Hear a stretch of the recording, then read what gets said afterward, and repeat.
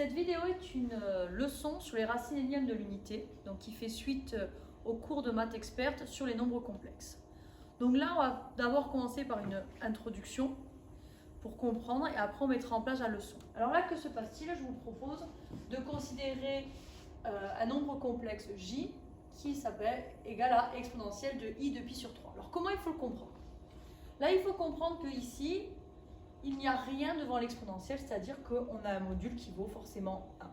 Si on a un module qui vaut 1, on a forcément que le point associé à cet affixe-là, forcément sera situé sur le cercle complexe ou cercle trigonométrique, puisqu'on sait qu'il est d'un rayon de 1.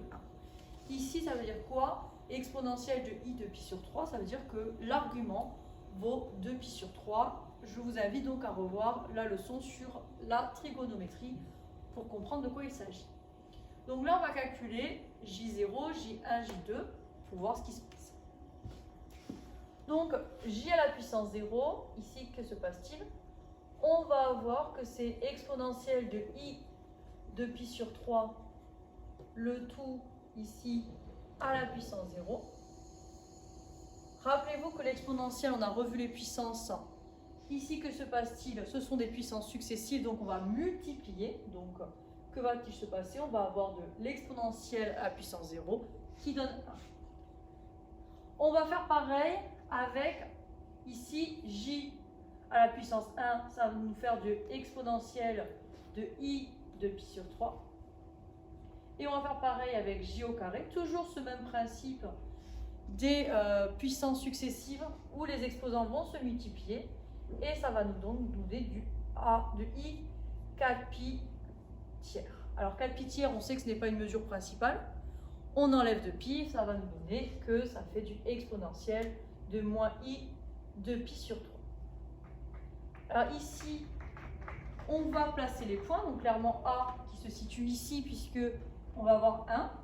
Et ici, angle de 2pi sur 3 et de moins 2pi sur 3, on va avoir un phénomène de symétrie. Alors lorsqu'on va placer ces 3 points, on obtient quoi? On obtient un triangle équilatéral, c'est donc un polygone régulier. Alors je vous rappelle la définition des polygones réguliers. Les polygones réguliers, ce sont des polygones qui vont avoir chaque côté de même longueur, d'où le côté équilatéral, mais en plus, ils vont avoir à chaque fois la même mesure d'angle. Donc là, on va passer au deuxième exemple qui va permettre d'introduire la notion des racines énièmes de l'unité avec k égale exponentielle de i pi sur 3.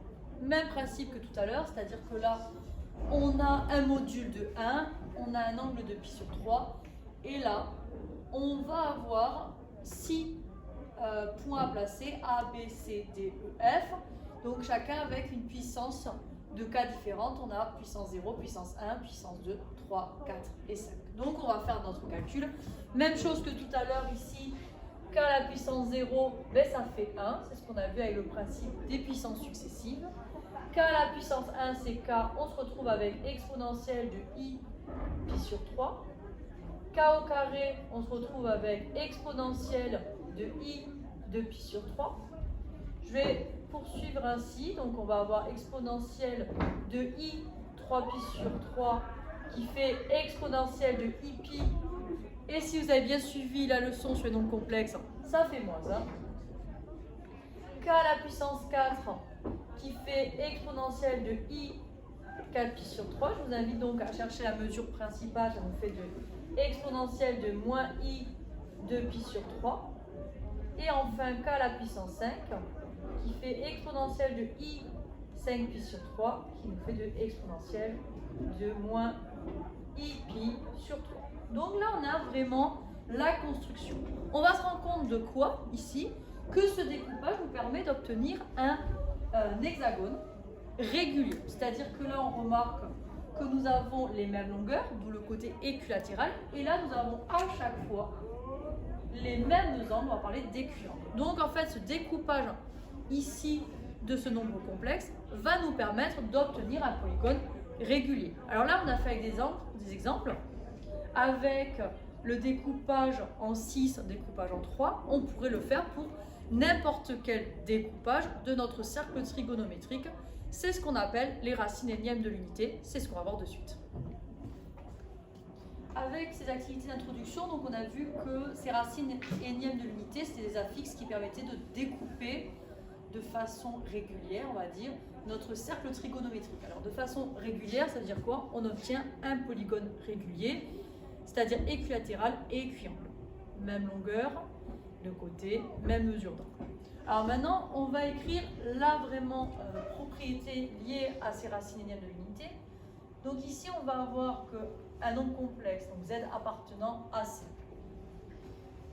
à la puissance n va être égal à 1. Rappelez-vous que le 1, c'est comme si on faisait un tour complet, c'est-à-dire qu'on va avoir exponentielle de i de pi. Et on a vu que lorsque on découpait en n, c'est-à-dire qu'on va avoir n découpes de notre cercle trigo. Alors ça veut dire qu'ici, zk, on va en avoir qui vont aller de 0 à n-1, va être égal à exponentielle de i de pi, donc on va diviser par n, mais on va multiplier par k. Donc k est un entier naturel, mais qui va aller donc de 0 jusqu'à n-1. Donc ça, c'est notre définition de nos racines énièmes. Maintenant, on va voir avec un exemple. Alors là, on va oublier l'exemple de notre hexagone, on va faire avec un exemple d'un octogone.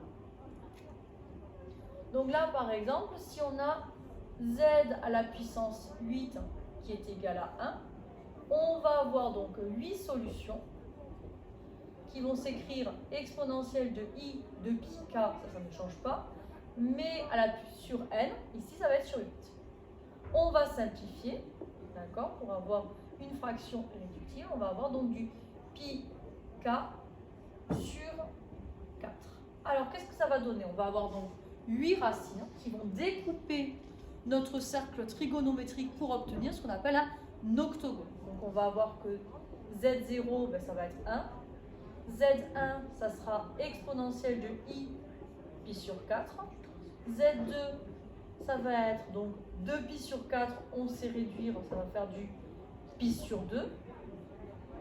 Puis on va avoir Z3 qui va être exponentielle de i 3 pi sur 4. Z4 qui va faire exponentielle de i pi, exponentielle de i pi on l'a vu, qui vaut moins 1. Z à la puissance 5 ici qui va faire exponentielle de i 5 pi sur 4. Ça va nous faire en vrai de exponentielle de moins 3 pi sur 4. On va avoir un phénomène de symétrie. Comme on va avoir z à z6 qui va être exponentielle de 3 pi sur 2, mais de moins donc pi sur 2i. Toujours ce phénomène de symétrie. Attention, c'est de 0 à n-1. Comme n est égal à 8, on va s'arrêter à z7 qui vaut exponentielle donc de 7 pi sur 4. Attention, ce n'est pas une mesure principale. Ça va nous faire du moins i pi sur 4. Si vous placez les points associés à ces affixes, vous allez obtenir un octogone régulier. Donc là maintenant, on va finir cette leçon sur les racines énièmes de l'unité en présentant un sujet qui pourrait être donné en colle si vous choisissez de faire une MPSI ou une PCSI. Donc là ici on considère l'expression suivante. On va commencer par poser z qui est égal à x plus 1 le tout sur x. Alors là il s'agit vraiment de comprendre que x appartient au nombre complexe, donc z aussi. Donc on va se retrouver clairement avec ici z à la puissance n qui est égal à 1. Là on retrouve clairement ici ce que nous avons fait dans la leçon précédente, c'est-à-dire on reconnaît les racines énièmes de l'unité. C'est-à-dire qu'ici on va avoir n solutions qui va nous permettre donc de découper notre cercle trigo en n points différents et obtenir ici un polygone régulier.